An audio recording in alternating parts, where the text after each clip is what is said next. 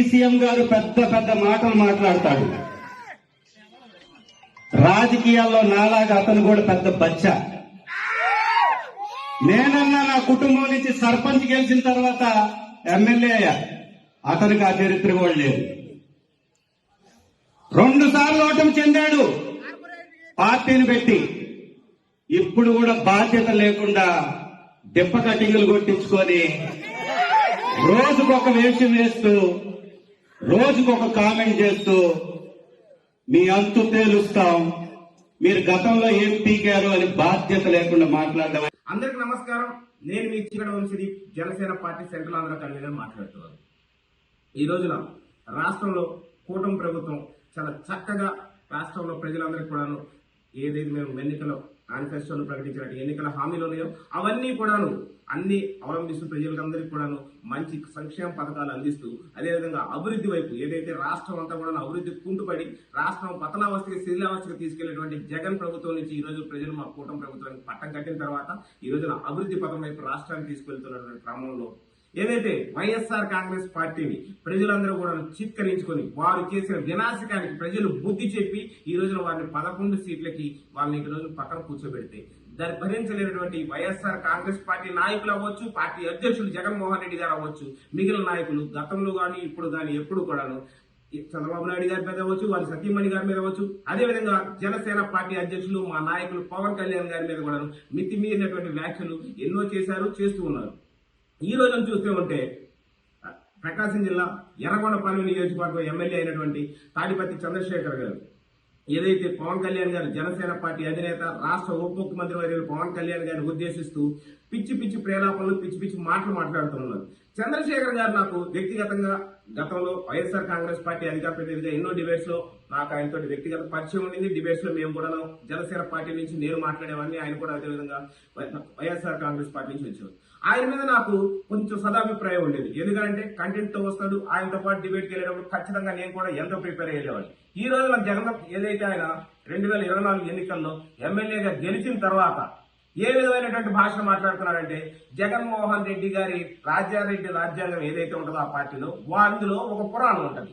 ఏం పురాణం అంటే బూత్ పురాణం. అది రాజారెడ్డి రాజ్యాంగంలో ఒక పర్టికులర్ ఒక సెక్షన్ ఏముంటుందంటే ఒక చాప్టర్ అనమాట. అది బూత్ పురాణం అని, రాజారెడ్డి బూత్ పురాణం అని. ఆ బూత్ పురాణాన్ని వాళ్ళు వంట పోసుకొని వాళ్ళందరినీ కూడా అవకాశం పోసుకొని వాళ్ళందరూ కూడా జగన్మోహన్ రెడ్డి గారి కళలో ఆనందం చూడటం కోసం అని చెప్పేసి మా అధ్యక్షులు పవన్ కళ్యాణ్ గారిని అవ్వచ్చు, అదేవిధంగా చంద్రబాబు నాయుడు గారిని అవ్వచ్చు, పలుసరి చేసేటువంటి పిచ్చి పిచ్చి మాటలు మాట్లాడుతూ ఉంటారు. ఈ రోజున చంద్రశేఖర్ గారు, తాడిపత్రి చంద్రశేఖర్ గారు పవన్ కళ్యాణ్ గారిని ఉద్దేశించి పిచ్చి మాటలు మాట్లాడుతున్నారు. ఏమయ్యా, నేను మీకు ఒకటే అడుగుతున్నాను, సూటిగా మరి అడుగుతున్నాను, స్పష్టంగా అడుగుతున్నాను. చంద్రశేఖర్ గారు మీరు సమాధానం చెప్పండి.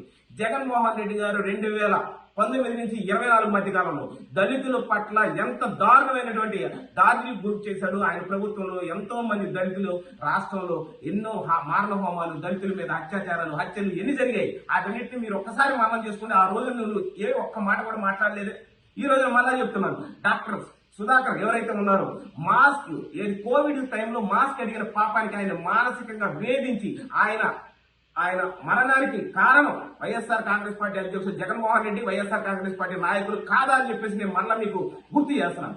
అదేవిధంగా మళ్ళా చెప్తున్నాను చూడండి, ఎవరైతే వైఎస్ఆర్ కాంగ్రెస్ పార్టీకి సంబంధించినటువంటి ఎమ్మెల్సీ అనంతబాబు అని ఉన్నాడు, అనంతబాబు ఏం చేశాడండి, వారి యొక్క డ్రైవర్ ఎవరైతే ఉన్నాడో సుబ్రహ్మణ్యం అని చెప్పి ఒక దళిత డ్రైవర్ సుబ్రహ్మణ్యాన్ని అత్యంత పాశవికంగా దారుణంగా హత్య చేసి వారి ఇంటికి ఆయన డోర్ డెలివరీ చేశారు. ఆ రోజున ఉన్నటువంటి పరిస్థితుల్లో వైఎస్ఆర్ కాంగ్రెస్ పార్టీ నాయకుడు జగన్మోహన్ రెడ్డి ఇచ్చిన స్టేట్మెంట్ ఏంటి, ఆయన పార్టీ నుంచి పక్కన పెట్టా సస్పెండ్ చేశాము. ఆయన తీసుకొచ్చి ఈ రోజు పక్కలో పెట్టుకున్నటువంటి జగన్మోహన్ రెడ్డికి మీకు ఆయన గురించి పొగుడుతున్నాం, మీకు అందరికి సిగ్గు లేదా అని చెప్పేసి నేను ఈ రోజు మిమ్మల్ని గంట పరంగా మళ్ళీ మీకు చెప్తున్నాను కదా, మిమ్మల్ని ప్రశ్నిస్తున్నాయి కాదు, మీకు మళ్ళీ బుద్ధి తెచ్చుకోండి అని చెప్పేసి మీకు చెప్తున్నాను, మరణం చేసుకోండి అని చెప్పేసి, ఎక్కడైనా బుద్ధి మరణం తెచ్చుకోండి అని సిగ్గు తెచ్చుకోండి అని చెప్పి చెప్తున్నాను. ఈ రోజున కూడా మళ్ళీ చెప్తున్నాను, 2024లో జరిగినటువంటి ఎన్నికలు దళితుల ఆత్మగౌరవానికి జగన్మోహన్ రెడ్డి అహంకారానికి జరిగినటువంటి పోరాటంలో ఈ రోజు దళితుల ఆత్మగౌరవం గెలిచింది, ఆంధ్ర ప్రజల ఆత్మగౌరవం గెలిచింది. అది మీరు మీకు మళ్ళా గుర్తు చేస్తున్నారు. జగన్మోహన్ రెడ్డి అహంకారం దిగేంత వరకు రాష్ట్ర ప్రజలు మీకు బుద్ధి చెప్తూనే ఉంటారు. వైఎస్ఆర్ కాంగ్రెస్ పార్టీలో ఉన్నటువంటి నాయకులు కొడాలి నాని గారు అవ్వచ్చు, పేరు నాని కావచ్చు, అంబటి రాంబాబు గారు అవ్వచ్చు, మీరవ్వచ్చు, ఎవరైనా సరే ఇటువంటి పిచ్చి ప్రలాపనలు మానేంత వరకు కూడా ప్రజలు మిమ్మల్ని చెప్పులతోటి రాళ్లతోటి రాష్ట్రం నుంచి తరిమి కొడతారు. కేవలం ఓటుతారే కదండి, ప్రజలందరూ కూడా చిత్కారానికి మీరు పోయారు. మీ భాష మీరు మాట్లాడుతున్న భాష ఎంత దారుణమైన భాష. ప్రజలు అందుకే మిమ్మల్ని చీదరించుకున్నారు, చిత్కరించారు. మిమ్మల్ని చంద్రశేఖర్ గారు ఎమ్మెల్యేగా తొలిసారి మీకు అవకాశాన్ని ప్రజలు మీకు పట్టం కట్టారు.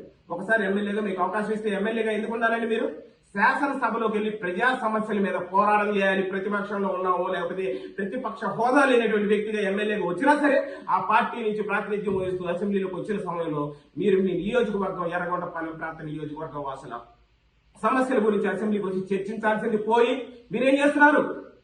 ఈ రోజు పవన్ కళ్యాణ్ గారి గురించి 4 మాటలు మాట్లాడితే జగన్మోహన్ రెడ్డి కళ్ళల్లో ఆనందం చూద్దాం అనేటువంటి లక్ష్యంతో ఏదో పిచ్చి మాటలు మాట్లాడుతూ ఉన్నారు.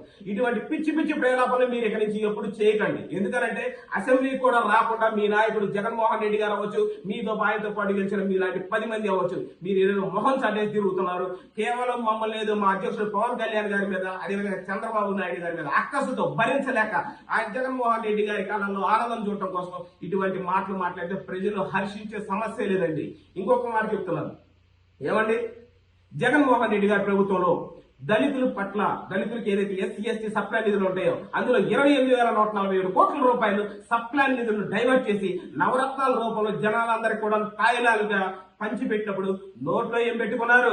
వైఎస్ఆర్ కాంగ్రెస్ పార్టీ నాయకుడైనటువంటి ఎమ్మెల్యే అయినటువంటి తాటిపత్తి చంద్రశేఖర్ గారిని నేను అడుగుతున్నా, ఆ డబ్బుల్ని పక్కదాన్ని మళ్ళీస్తే నువ్వేం పెట్టుకున్నావు నోట్లో? నువ్వు ఆ మాట దానికి సమాధానం చెప్పని చెప్పేసి నేను మిమ్మల్ని అడుగుతున్నాను. మీరు మళ్ళా చెప్తున్నాను, దళితులకు రావాల్సినటువంటి చంద్రబాబు నాయుడు గారు మా కూటమి ప్రభుత్వం 2014 నుంచి 19 వరకు ఏదైతే 27 రకాల స్కీములు మేము ఏదైతే పెట్టడం జరిగిందో ఆ స్కీములన్నింటినీ కూడా రద్దు చేసినటువంటి నీచమైన చరిత్ర జగన్మోహన్ రెడ్డి గారిని కాదా అని చెప్పేసి నేను మళ్ళా ప్రశ్నిస్తున్నాను. జగన్మోహన్ రెడ్డి గారిని మీరు మళ్ళా వంత పడుతున్నాయి.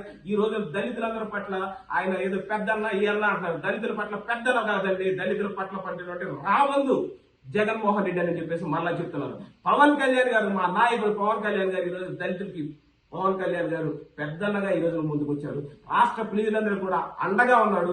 అందరినీ కూడా మాకు కులం, మతం, ప్రాంతం ఏ విధమైనటువంటి తారతమ్యాలు లేకుండా అన్ని సామాజిక వర్గాల్ని, అన్ని ప్రాంతాలని కూడా అభివృద్ధి పదం వైపు నడిపించేటువంటి లక్ష్యంతో మా కూటమి ప్రభుత్వం ఈ రోజు ముందుకెళ్తుంది, పరిగెత్తిస్తామండి అభివృద్ధి వైపు. రాష్ట్ర ప్రజలందరూ కూడా ఈ రోజు ఎంతో ఆనందంతో ఉన్నారు. మీరు మళ్ళా వాటి భరించలేక ఈ విధమైనటువంటి మాటలు మాట్లాడితే ఖబర్దార్ మళ్ళా చెప్తున్నాను చూడండి. పిచ్చి పిచ్చి ప్రేరేపణలు వైఎస్ఆర్ కాంగ్రెస్ పార్టీ నాయకులు కావచ్చు, ఎవరైతే తాడిపత్రి చంద్రశేఖర్ గారు ఉన్నారో ఇటువంటి మీ కార్యకర్తల దగ్గర జగన్మోహన్ రెడ్డి గారి పుట్టినరోజు వేడుకలో వారిని ఉత్సాహపరుద్దామని చెప్పేసి ఈ విధమైనటువంటి భాష మీరు మాట్లాడితే మరొకసారి చెప్తున్నాను చూడు, ఇటువంటి పునరావృతం అవ్వకుండా చూడాలని చెప్పేసి మీకు మళ్ళా చెప్తున్నాను. ఇటువంటి వాటిని వర్తించాలి. మీకు ఏదైనా సమస్యలు ఉన్నాయా? మీ నియోజకవర్గం ఎర్రగొండపాలెం నియోజకవర్గ ప్రజలకి ఏదైనటువంటి మౌలిక సదుపాయాలు లేకపోతే మీ నియోజకవర్గానికి ఏమన్నా నిధులు కావాలా? రండి, ఖచ్చితంగా మా నాయకుడు ఉప ముఖ్యమంత్రి పవన్ కళ్యాణ్ గారి దగ్గర మిమ్మల్ని తీసుకెళ్తాం. మీ నియోజకవర్గానికి కావాల్సినటువంటి నిధులు, ప్రజల సమస్యల గురించి తీసుకురండి.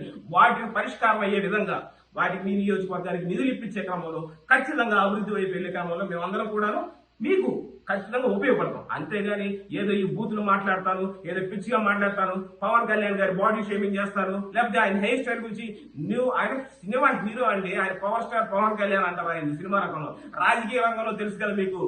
రాజకీయ రంగంలో ఏంటంటే అతను సినిమా రంగంలో పవర్ స్టార్, రాజకీయ రంగంలో జగన్ కి మొగుడు స్టార్ అంటారు అనమాట. సో పిచ్చి మాటలు కూడా మేము మాట్లాడటానికి మీకులాగా మా వల్ల కాదు కాబట్టి మా నాయకుడు మాకు అటువంటి భాషని నేర్పించలేదు. మమ్మల్ని కొంచెం హుందాగా ఉండమన్నారు కాబట్టి ఖచ్చితంగా మేము హుందాగా ఉంటాం. మీరు లిమిట్స్ క్రాస్ అయితే ఖచ్చితంగా మేము కూడా లిమిట్స్ క్రాస్ అవుతాం. తెలుసు కదా మీకు Newton's law, every action there must be an opposite reaction. కానీ మా నాయకుడు పవన్ కళ్యాణ్ గారు మాకు నేర్పించింది అలా కాదండి. జగన్ ఏదైతే జనసేన పార్టీ లా ఒకటి ఉంటుంది, every action there must be an opposite and extreme reaction and extraordinary reaction ఉంటుంది. దాన్ని మీరు ఆ కాన్సిక్వెన్సెస్ ఫేస్ చేస్తారు. కాబట్టి నోరు అదుపులో ఉంచుకోవాలని చెప్పేసి వైఎస్ఆర్ కాంగ్రెస్ పార్టీ నాయకుల్ని హెచ్చరించడమే కాదు, తాడిపత్రి చంద్రశేఖర్ గారికి మరీ చెప్తున్నాం.